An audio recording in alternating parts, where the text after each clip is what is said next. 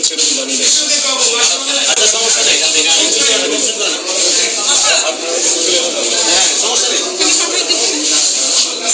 জেনে যাচ্ছি।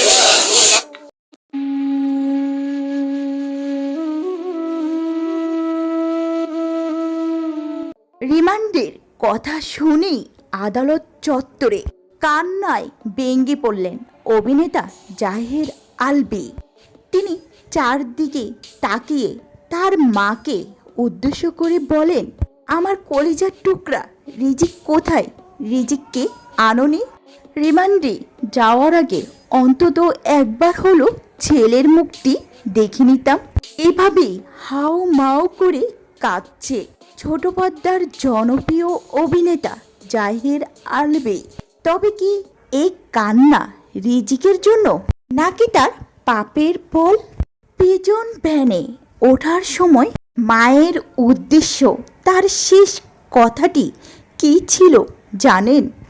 স্ত্রী ইবনাত ইকরার প্ররোচনায় মামলায় অভিনেতা জাহের আলভীকে 2 দিনের রিমান্ডে পাঠিয়েছে আদালত।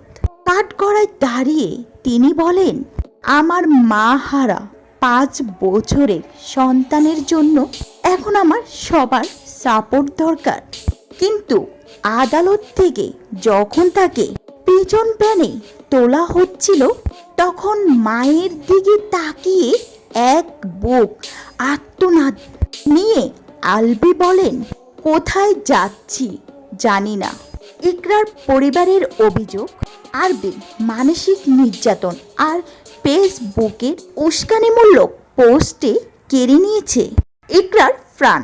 যদিও আলভী দাবি করছে তাদের সম্পর্কটা স্বাভাবিক ছিল। পুলিশ প্রশাসন জানিয়েছে স্ত্রী ইকরার আত্মঘাতী করার পেছনে আলভী ও তার সহশিল্পী তিথির ভূমিকা ছিল। তাই 2 দিনের রিমান্ডে অত্যন্ত নিবিড়ভাবে খতিয়ে দেখা হবে জিজ্ঞাসাবাদের মাধ্যমে। দ্রুতই এই হত্যার মূল রহস্য এবং সত্য উদ্ঘাটিত হবে বলে আশা করছেন তদন্তকারী দল।